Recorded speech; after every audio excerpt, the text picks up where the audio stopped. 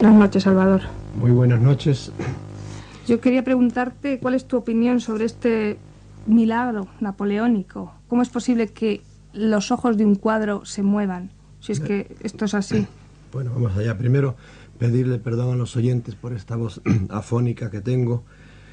Segundo, eso que acabas de decir, odio o admiración, pero nunca indiferencia. Eso me suena a un bolero. Debo de haberlo yo cogido por ahí de forma subconsciente, no te diría que no. Se cantó en el Caribe. Tercero, aquí en este milagro que he oído así con un poco de reprimido, juntabas cosas que yo quiero muy poco, como son los militares, sobre todo haciendo de jueces y de árbitros, el patrioterismo, que lo aborrezco, tengo mucho también que decir del patriotismo, los milagritos y el fanatismo, de modo que hubo que tener un poco de paciencia. Bien, yo no sé qué vería Napoleón, probablemente vio lo que la Santa Madre Iglesia llama un milagro, algo que le llamó la atención a él. Ahora, de eso, pegar un salto a Dios, es decir, a que eso es una cosa que respalda totalmente las increíbles creencias del cristianismo, eso es un salto mortal. ¿Por qué? Porque eso que la Iglesia llama milagros, es decir, lo que para la parapsicología llamamos hechos paranormales, se dan en todas las culturas, en todas las religiones actualmente. Y hay religiones donde esos hechos extraordinarios, que no se explican así a primera vista, se dan en mucha mayor abundancia que en el cristianismo. Ahora casi no hay santos y casi no hay milagros. En cambio, en otras religiones puedes ver los milagros todos los días, si quieres ir a ciertos sitios, a ciertas basílicas, a hablar con cierta gente. ¿Cómo es posible? O quizá hablemos después. Vamos a empezar un poco hablando. Sí que hay un poco estudiado Cristos, por ejemplo, en España que lloran lágrimas de sangre. También me han contado de un Cristo en Lugo que le crece el pelo. O sea, son sucesos un poco extraños, sí, por supuesto. ¿Cómo es posible o a qué se puede deber? No ya poniendo en duda que esto sea cierto, sino viendo que ha habido gente que lo ha corroborado, que allí, por ejemplo, hay una imagen que llora. ¿A qué puede ser debido esto? Que se llama milagro. Bueno, vamos a ver, los cristos a los cuales les crece la barba y el pelo son abundantísimos. Por ejemplo, el Cristo de donde yo nací en Orense también dicen que le crece la barba, lo cual no es cierto, ¿verdad? Las tradiciones esas de crecimiento de barbas y pelos no suelen ser ciertas. Ahora, otras cosas sí. Por ejemplo, Cristos sangrantes, Madonnas llorantes o sudantes, ¿verdad? Eso sí, es cierto. Hay un cuadro, yo podría darte fotografías que yo he tomado. Y mira, aquí me acuerdo la de Ladeira do Piñeiro. Hay una portuguesa, hay un pueblo que se llama Ladeira do Piñeiro que tiene un Cristo. Yo he estado con la vidente y con el Cristo, y ese suda en cantidades industriales. Si vendiera la sangre y se la compraran, bueno, aquello, porque aquí el Cristo suda que válgame Dios. Y eso tiene explicación psicológica, parapsicológica, sí tiene una explicación parapsicológica, y no tiene nada que ver con Cristo, ni tiene nada que ver con la religión, tiene que ver con el psiquismo humano, una cosa, y tiene que ver a lo mejor con entidades no humanas. En cualquier hecho paranormal, lo mismo que en cualquier milagro, hay dos causas. O hay una causa que es puramente humana, que es desconocida de ordinario por la gente, y ahora las vamos conociendo más o menos, o a veces hay esa causa y enseguida de esa causa se salta a una causa ya no humana. Es decir, algún ser no humano, superior al hombre, con poderes, mayores poderes que el hombre, invisible de ordinario, que interviene para lograr que los hombres creamos en ese momento el milagro X, etcétera, etcétera. Son esas las dos causas. Claro, la Iglesia lo negará, pues que lo siga negando, ¿verdad? Y otros, en cambio, también, por ejemplo, la pura ciencia, muchas de estas cosas no las admite. Pues muy bien, que lo sigan sin admitir. Poco a poco ya lo van admitiendo, ¿entiendes? Porque hay casos en que antes se creía, por ejemplo, que era Satanás, y no hay tal cosa. Se sabe que son cierto tipo de ondas que produce el cerebro humano. Y en cada caso, en cada milagro, pues hay que verlo. Ahora, en concreto, esto que acabamos de decir, ya que lo han dramatizado también, probablemente a Napoleón en ese momento, sea porque él estaba impresionado y su psiquismo entonces sintió algo profundo por dentro y le dio miedo y dijo, no quiero líos con esto, fuera, y lo soltó la cosa. Fuera porque su psiquismo lo hizo, entonces no había que recurrir a nada extraño.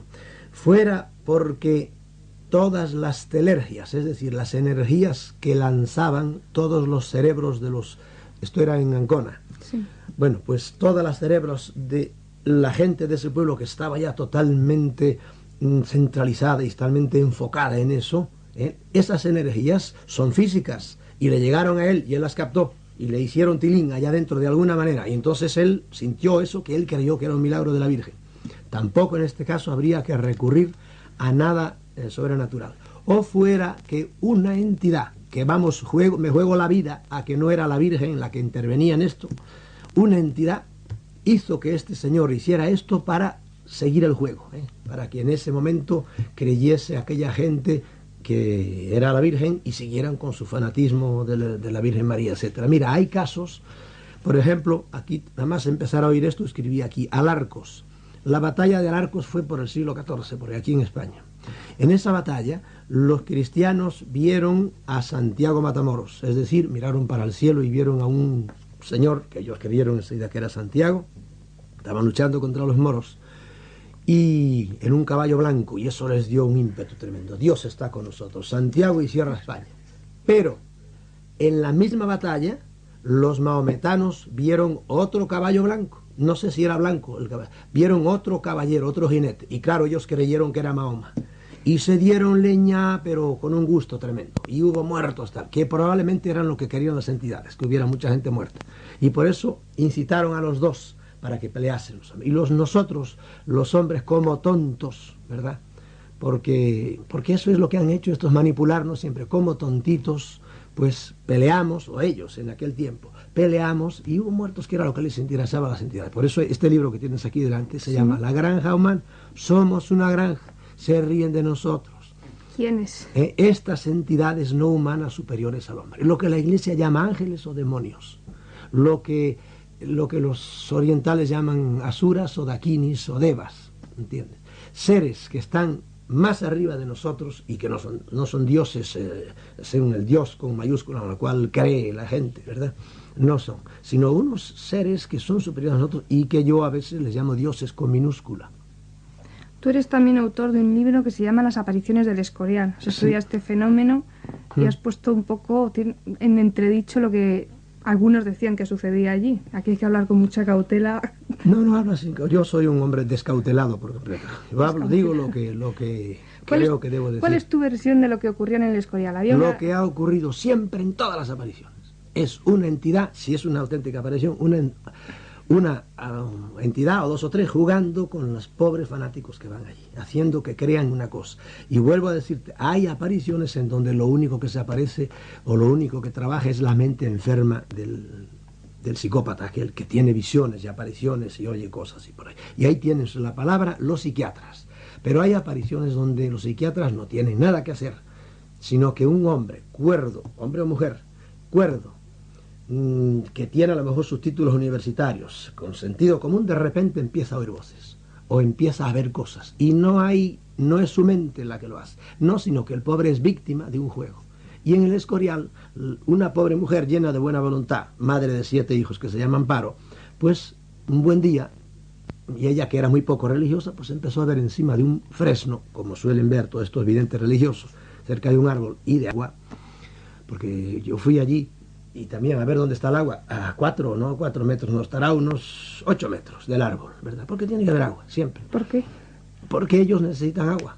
Igual que si tú ves que hay animales, muchos rumiantes, ¿vale? Pues busca que cerca tienen agua, porque si no se van a donde haya agua. Esta gente necesita una energía que sacan del agua también, y de otros sitios, pero suelen ser sitios muy húmedos siempre. Y esta mujer, pues ¿qué pasa? Que ella cree que es la Virgen, que va a ser la pobre, ¿verdad? ¿Qué va a hacer la pobre ante un fenómeno así? Ante el sol que se mueve, ante ella que empieza a sangrar, ante ella que está aquí y está en otro sitio, y qué sé yo, y que se curó además de una manera violenta y milagrosa cuando estaba en el hospital. Lo que hace falta es que la gente esté preparada para, leyendo un poco más, para conocer que estos fenómenos no son lo que parecen ser. Son reales, pero no son lo que parecen ser.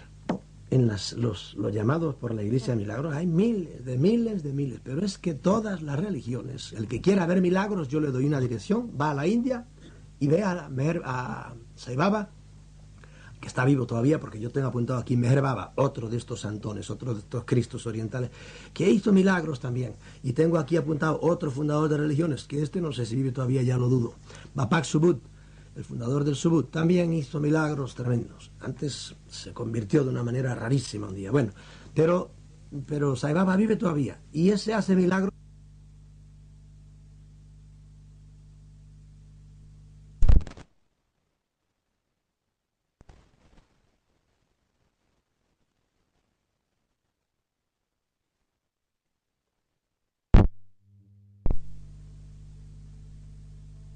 Y el catalán Monseñor Claret y Clarà, que parecía un chocolate, pero no, era el fundador de los clarecianos. Hizo también, fue un hombre, un psíquico enorme, hizo cantidad de lo que la Iglesia llama milagros, pues, porque era un gran psíquico. Y cada uno lleva el agua a su molino. Los orientales, viendo a Sai Baba hacer milagros, y muchos occidentales, porque desgraciadamente hay mucho que va a la India, y se hacen unos fanáticos terribles, y lo dejan todo, venden todo y se van a la India a vivir, a ver aquel santón, aquella encarnación de Dios, que eso creen ellos que es para su mal. Eso es caer en fanatismo. Los orientales, y algunos orientales, llevan el agua a su molino y se hacen más creyentes todavía, en este caso del hinduismo. Los aquí que vean en Oriente o en Occidente, que vean una imagen de la Virgen haciendo esto, un santo Cristo desclamando, se hacen más fanáticos todavía. Lo que tiene que hacer el ser humano es, ante estas cosas, primero verlas un poco más racionalmente y estudiar, leer, no hacerse fanáticos. Hoy día hay una cantidad de fanatismo al viejo estilo, de religioso, ¿verdad? Y fanatismo al moderno estilo. Todos creyendo en gurús, todos creyendo en bobadas de pitonisas y pitonizos y toda una cosa increíble. Y eso es otro tipo de fanatismo, invocando a ouijas o espíritus a través de ouijas y muertos y una pila de cosas. Y cuando uno realmente estudia eso, seriamente, tranquilamente, dice uno, santo Dios, ¿cómo somos manipulados? ¿Cómo juegan con nosotros? ¿Cómo nos hacen hacer? Yo conozco gente que porque les han hablado, y yo no dudo que les hayan hablado, han dejado todo absolutamente y se han ido, pues han dejado su patria y se han ido a lo mejor a evangelizar a otro sitio, o se fueron al Perú para entrar allá en contacto con no sabe Dios quién, o mira, los testigos de Jehová que están ahora tan de moda. ¿Por qué nacieron? Porque un pobre psicópata llamado Russell, claro, si me oyen los testigos de Jehová ahora, que alguno habrá oyéndome, que alguno te oirá, pues dirán, ¿cómo le llama psicópata a Russell? Fue un perfecto psicótico, no psicópata, ¿verdad? Con diploma, yo creo, en su casa. Y él fue el fundador de los testigos de Jehová. Y ellos, y antes de ellos, los adventistas, fundados por otra psicópata. Mejor dicho, no, William Sale, vino antes otro, era un hombre. Pues estos también oyeron voces, se fueron a una montaña, en Massachusetts, a final del siglo pasado, unos a principios del siglo, otros, y allá esperaron el fin del mundo, y abandonaron a sus hijos y a todo. Y estuvieron toda la noche preparaditos, temblando, porque venía Dios, venía a acabarse el mundo ya. Y amigo, por la mañana, Faetón, el Padre Sol, dijo, aquí estoy como todos los días, y fue levantando su cara resplandeciente por encima de las montañas, y aquella pobre gente con el rabo entre las piernas bajó. No sabían dónde meterse, pero ¿tú crees que tanto adventistas como testigos de Jehová se hundieron? No, se hicieron más fuertes todavía, se hicieron más fanáticos todavía, porque aquello era una prueba de su fe. Y así el mundo está lleno siempre, a través de estos milagritos que hacen cierto tipo de entidades para que nosotros estemos cada día más engañados. Pues a través de eso no acabamos de abrir los ojos y empezar a hacer lo que tenemos que hacer todos los seres humanos, es usar nuestro cerebro, nada más. Y hasta donde llegue tu cerebro, ahí te paras y no des un paso más.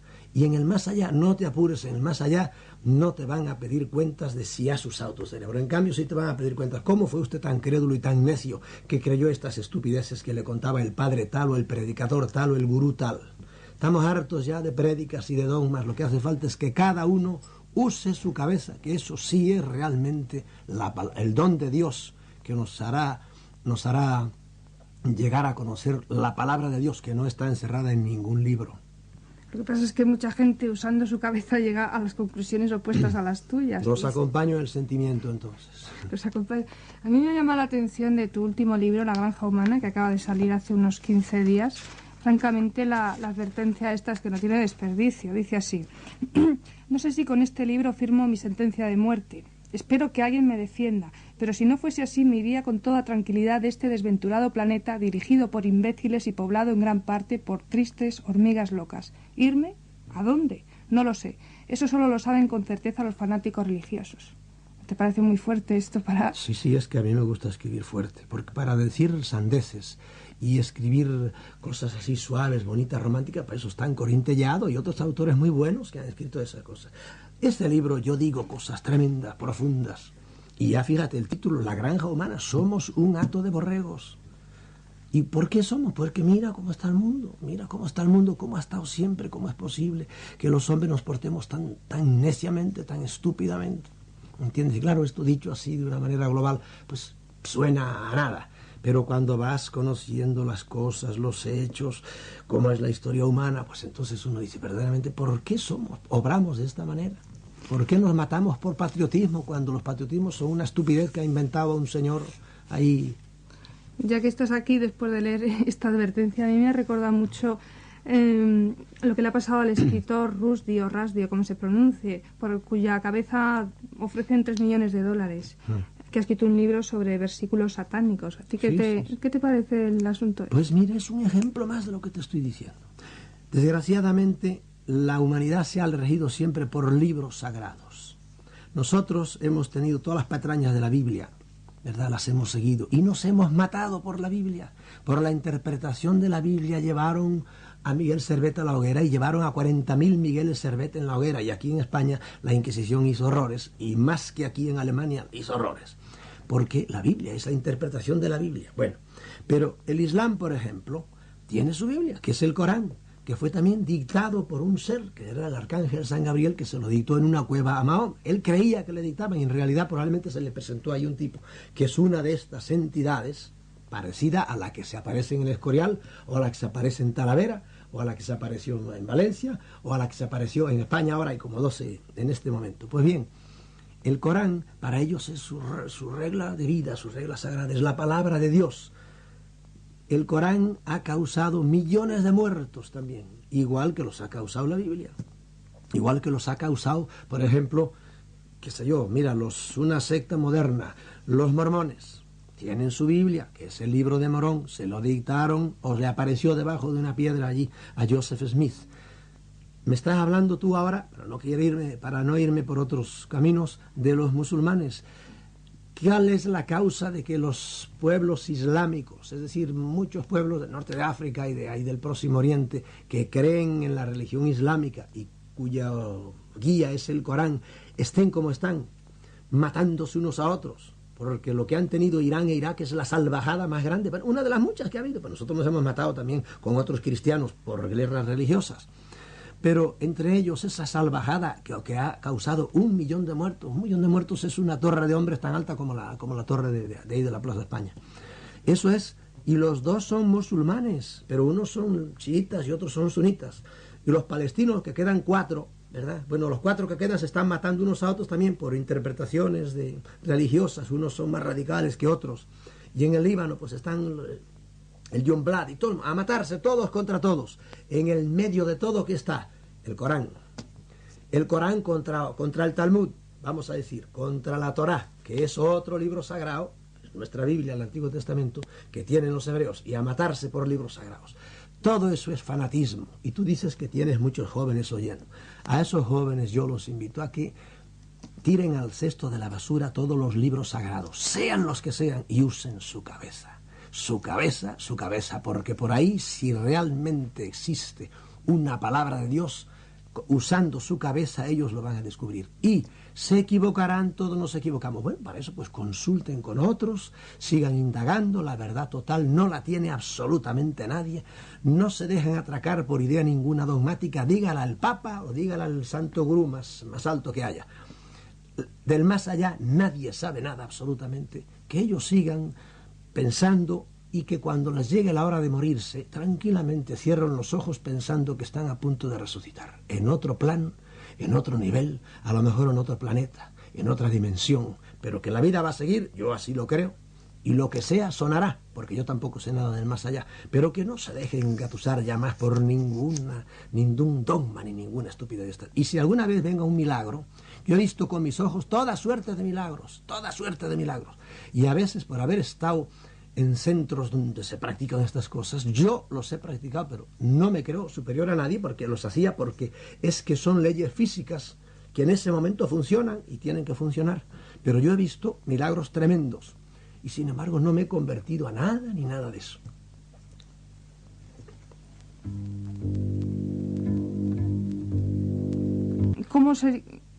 Hombre, mira, abrir a uno con un cuchillazo, ¿verdad? Abrirle a uno la barriga, sacar tripas de dentro y sangre y todo eso, y luego volvérsela a cerrar. ¿Tú crees que eso es un milagro o no es un milagro?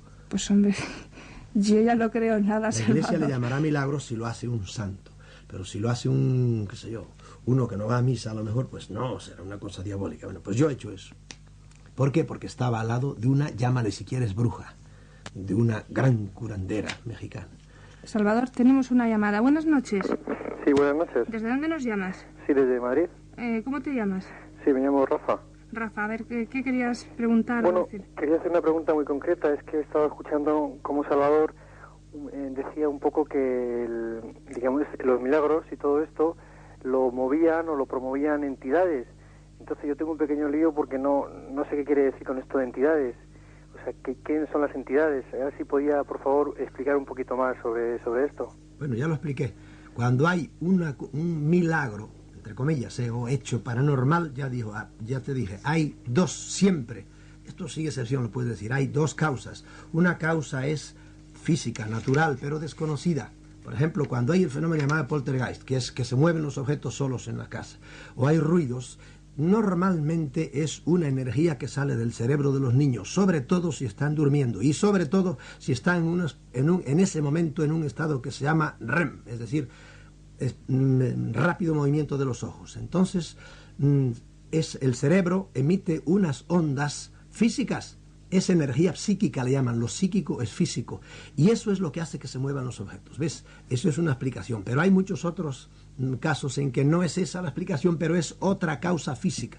De modo que, repito, cuando hay un hecho paranormal, que la Iglesia le llamaría milagro, una de dos. O es una causa física desconocida, perdón, porque sigo con mi afonía, o es una causa ya no física, diríamos sí física, pero no humana, sino suprahumana, extrahumana, causada por entidades, seres que no son humanos. ¿Quiénes son esos seres? Son, primero, entidades, es decir, gente que existe. Segundo, invisibles la mayor parte de las veces, que a veces se pueden hacer visibles si quieren. Tercero, superiores al hombre, superiores en fuerza, en poder, en conocimientos.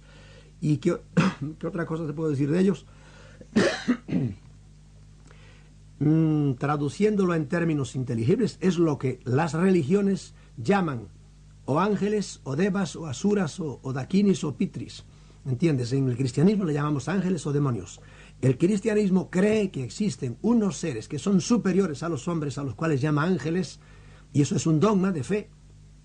Yo no soy en este momento nada cristiano, pero hay que admitir, en este caso, me acojo a lo que diga el dogma. El cristianismo cree eso, por si tú eres cristiano. Y por lo tanto, de esos es de los que yo hablo. Si actúan positivamente son ángeles, si se actúan negativamente son demonios. Esos son los que muchas veces hacen lo que la Iglesia llama milagros. ¿Para qué?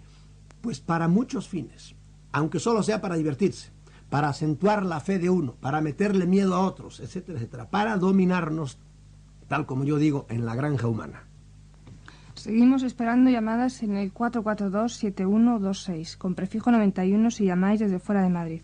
Yo voy a aprovechar, Salvador, para preguntarte por un milagro que se produce aquí en Madrid, que es el milagro de la licuefacción de San Pantaleón, en el convento de las Descalzas. Tú sabes que eso es igual al milagro que tienen los italianos, el de Nápoles, el de San Genaro, y hay otra licuefacción por ahí. Ahí ciertamente es un milagro muy curioso ese. Yo, por supuesto, no me hago de San Pantaleón, no me hago devoto de él por mucho que repita el milagro todos los años, ni de San Genaro, ni de ninguna cosa de esa. Ahí probablemente es la telergia generada por las mismas mentes de los creyentes en él, probablemente.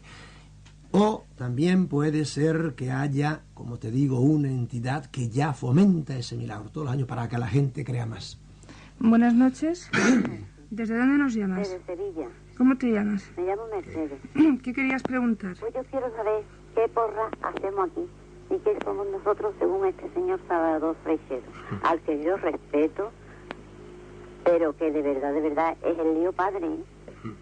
El león padre y la Mercedes, contestación madre. te contesta por la radio.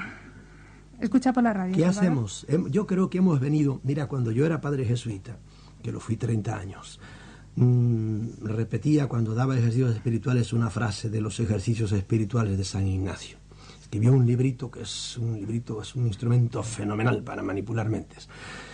Y decía, el hombre es criado para alabar, hacer reverencia y servir a Dios nuestro Señor y mediante esto salvar su alma. Yo, desgraciadamente, dije esto muchos años. Hoy no lo digo de ninguna manera. Y le pido perdón a todos aquellos a los cuales se lo dije. El hombre ha venido aquí para evolucionar, igual que el niño. ¿Cuántos años tiene? 5. ¿Qué tiene que hacer? Crecer. Crecer físicamente, coger un poco más de estatura. Segundo, crecer intelectualmente. ¿Qué sabe ahora? ¿Sabe leer? Bueno, pues tiene que no solo leer, sino saber muchas más cosas. Tiene que ver. Entonces tiene que seguir evolucionando en otros niveles de los cuales no voy a hablar ahora. ¿Qué hacemos en este mundo? Evolucionar en 3 niveles. Evolucionar primero intelectualmente, conocer cada vez más y no contentarnos con lo que nos diga la televisión o la radio o la revista Hola o la novela última del folletín X. Hay mucha gente que se queda en eso. Segundo, hay que evolucionar después de mentalmente, intelectualmente, hay que evolucionar éticamente, hay que defender el bien, hay que defender lo bueno y no ser un egoísta, vivo yo, engordo yo y los demás, allá ellos.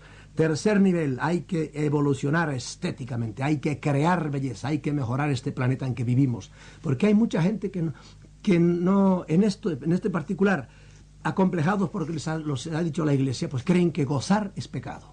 Eso todas las religiones nos lo han metido. Sería muy largo hablar de por qué nos dicen eso las religiones. Pero no, señor, hay que disfrutar lo que se pueda, no a costa del otro, sino valiéndose uno de sus propios medios, pero hay que disfrutar. Para eso hemos venido a este mundo, no para andarle haciendo reverencias y sobre todo haciéndole sacrificios a ningún Dios. Dios que pide sacrificios no sirve. Dios que pide sacrificios debería retirarse por abusador. Buenas noches. ¿Desde dónde nos llamas? Hola, no sé. ¿Ella? Sí, sí. De Málaga. Desde Málaga. ¿Cómo te llamas? José. José, adelante. Ahora quería hablar con el señor Freixedo. Sí, sí. Darle un saludo de mi parte. Buenas noches. Saludado, buenas noches. Mire, yo tengo el libro en mis manos aquí de La Granja Humana. No me diga. El cual muy interesante. Ah, fue usted el ejemplar que se vendió en Málaga, fue usted el que lo compró, ¿eh? Bien, está bien. Bueno, en broma aparte yo quería decirle que lo encuentro, bueno, pues muy interesante el libro, el cual me deja perplejo en algunas anotaciones, sobre todo el proyecto Matrix, ¿no? Sí. Bueno, eso se habla al fin de todo, ¿no? Sí, Sí. Me parece muy interesante porque yo sigo de hace tiempo mucho de estos temas, ¿no? Ah, pero es que usted ha comprado la revista Más Allá, ¿no? No, tengo el libro. Ah, tiene. Sí, yo Escrito sé por que usted. hablo de él al fin un poquito, sí. Eso, bueno, y también colecciono la revista Más Allá y entre otras cosas, ¿no? Sí. Pero bueno, yo aquí no quiero entrar ni salir, yo tengo mis ideas particulares Sí. sobre estos temas y creo que está, bueno, dirigido para gente que quieran creerlo, no quieran creerlo o medianamente creerlo. Pero yo simplemente soy testigo de, aparte de todo esto oficialmente, como un ciudadano más, bueno, pues soy testigo de que sí, de que hay algo, el cual no lo sabe nadie. A mí me ocurrió un tema aquí en Málaga de la mañana, de buena primera, pues este de los casos estos de los ovnis, ¿no? Sí. Y yo en mi vida había visto nada, bueno, aunque yo creía a ciencia cierta de que algo había, ¿no? Pero me ocurrió, llegó ese día que cuando uno no se espera nada, a las 2 de la mañana se aparece delante de la terraza en los montes de Málaga, una bola luminosa asciende, y asciende de una manera muy rara, que es haciendo cuadrados completamente perfectos, ¿no? Una manera de ascensión muy rara. Sí. Y eso es lo único que ve, y duró unos segundos y desapareció. Esa ascensión, pues a raíz de eso, pues me quedé mucho más tranquilo, que digo, ahora ya no me toman el pelo ni oficialmente, porque es una opinión particular mía, ¿no? Sí. Y bueno, y ahí ya el que quiera entrar y saber, creer o no creer, allá cada uno. Yo particularmente sí creo, Sí. creía antes sin ver, lo vi y eso quedó para mí, ¿no? Pues mire, yo... Y por eso encuentro muy interesante estas anotaciones que usted hace en su libro, incluso me interesa mucho sobre todo el proyecto Matrix. Y creo que, bueno, estas cosas había que hacerlas saber a la gente, ¿no? Aunque tiene cierto riesgo, cierto peligro, según dice usted en el libro, pero yo creo que nos tomen el pelo ciertos gobiernos y ya esto que son de...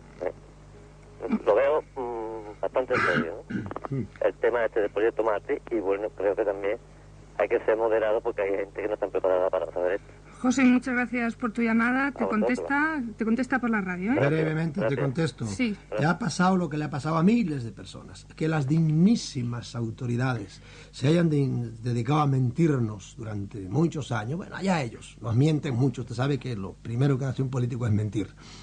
Y allá ellos. Pero ahora, pues mucha gente ya le va pasando lo que a usted, que se dan cuenta de que nos han engañado y se acabó. Ahora, hace usted muy bien si lo toma con serenidad, con tranquilidad y no se hace ningún fanático como otros que enseguida se ponen a subirse a los montes para ver si le siguen hablando. No, el fenómeno tiene muchas más complicaciones de las que parece. Buenas noches. Hola, buenas noches. ¿Desde dónde nos llamas? De Villafranca del Penedès.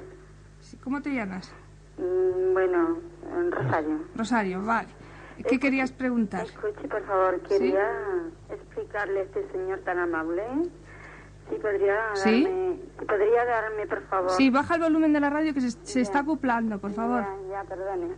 Sí, no. ¿Me podría dar respuesta a un fenómeno que un día vi en mi casa, en mi piso, digamos? Bueno, le explico, ¿verdad? Sí, explica. La verdad, llegué a casa una noche del trabajo, eran sobre las 11 de la noche. Llegué con un hijo pequeño mío y abrí la puerta... Y al abrir la puerta a mano derecha había una habitación. Y vi como una nube de humo, toda como si estuviese, bueno, pero no ardiendo, era una atmósfera blanca, como una niebla muy blanca. Y yo me asusté, yo digo, oye, aquí han entrado los ladrones o ha pasado algo raro, porque yo me parecía que estaba viendo visiones. Abrí la puerta, miré por todos lados, no observé nada raro. Pero yo me asusté muchísimo y la verdad me volví corriendo para una gabina de una plaza cerca de mi casa, de mi piso. Y llamé a un hermano que me había acompañado con el coche. Y digo, mira aquí, por favor, ¿qué es lo que pasa aquí?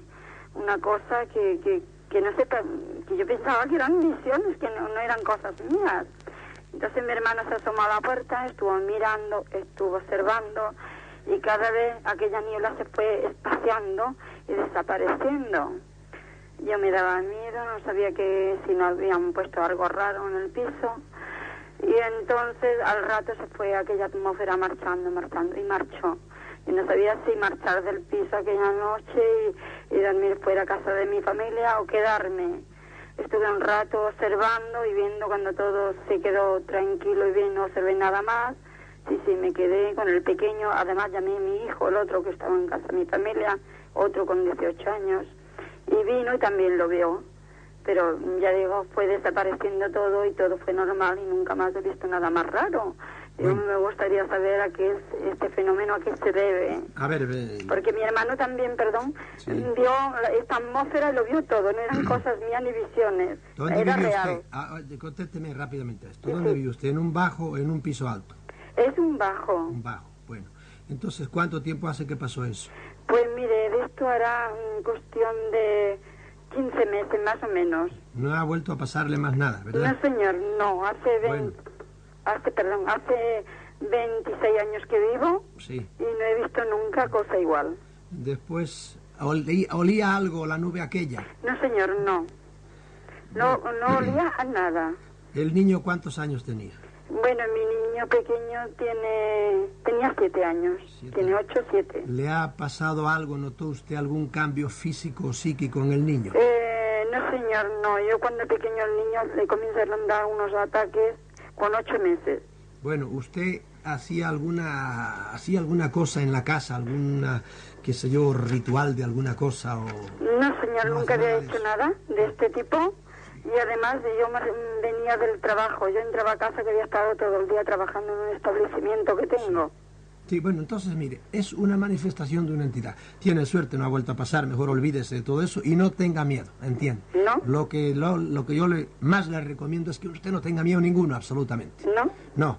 No esté pensando que si va a volver o no va a volver, ni haga nada, diría yo, contra eso. Olvídese del asunto y se acabó. Esas cosas pasan a veces.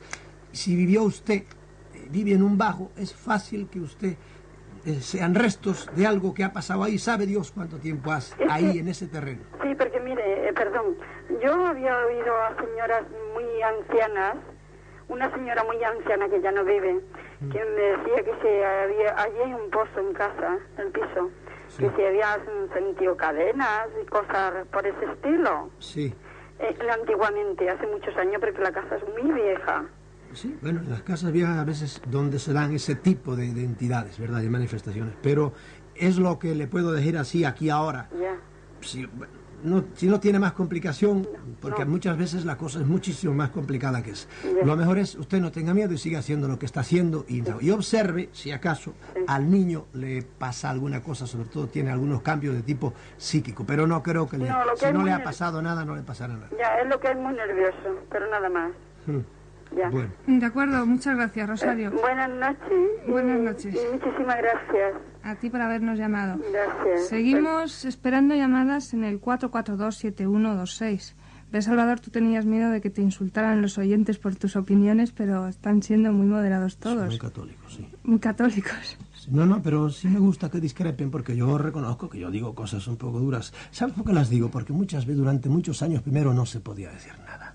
Yo estuve apartado de los micrófonos de Radio Nacional y de cuántas radios había en España, pues por, no sé, 20 años por lo menos. 20. Y entonces, claro, uno tiene cierta cosa reprimida. Y lo grande es que ahora se les da oportunidad a la gente que discrepa, sí, diga usted lo que quiera en contra. Antes no nos daban oportunidad. Vamos a dejar que nos digan algo. Buenas noches. Hola, ¿qué hay? Buenas noches. ¿Desde dónde nos llamas? Desde aquí, desde Madrid. Mi nombre es Ramón. Ramón, adelante. Mire, yo quería hacerle antes una pregunta, que pues yo he cogido ya el programa empezado. Mire, ¿qué motivos, o sea, le motivó en realidad para apartarse, o sea, vamos a decir, de la Iglesia Católica? Y después me gustaría saber un poco concretamente qué es lo que está sucediendo últimamente, porque cada vez que pongo la radio, la muevo de una emisora a otra, siempre me encuentro con programas muy similares a este, que por primera vez lo escucho en Radio 3, y eso que he sido oyente durante mucho tiempo. Y a veces, o sea, usted no deja muy claro también, y perdone que lo bombardee a preguntas, pero no deja muy claro lo de entidades. Es todo bastante vago a veces un poco lo que habla. Me gustaría que se concretase más, y si pudiera decir el título de su libro. Ya no quiero tampoco molestarlo mucho. De acuerdo, muchas gracias, Ramón. Yo solo voy a contestar una cosa. Si no has oído antes nuestro programa, es que llevamos muy poco tiempo en la antena. Este es en realidad nuestro 6º programa. Te paso la palabra a Salvador Freixedo. De acuerdo, gracias. Vamos a ver, yo fui 30 años jesuita y lo que causó que yo me separara fue que escribí un libro que se llamaba Mi Iglesia Duerme, un libro muy respetuoso y un libro para monjas piadosas, que hoy día no lo suscribiría.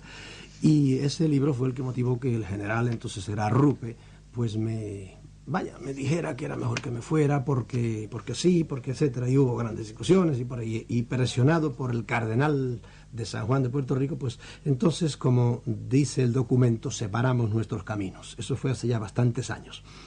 Eso fue lo que motivó la cosa, no fue que yo en un momento malo así, ni hablar.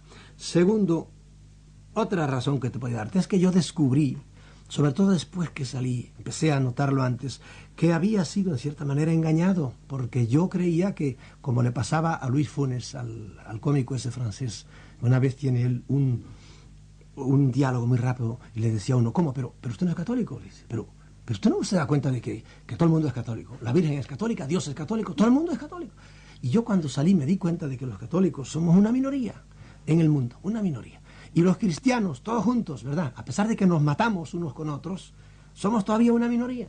Y que solo los chinos, ellos solitos, son más que todos los cristianos juntos. Son 1.000 millones de personas. Y entonces digo, ¿y a dónde va a ir esta gente? Esto seguro debe haber una cola de chinos delante de Dios, para ver si los manda al infierno o no, porque aquello, estoy hablando un poco en caricatura, pero es así.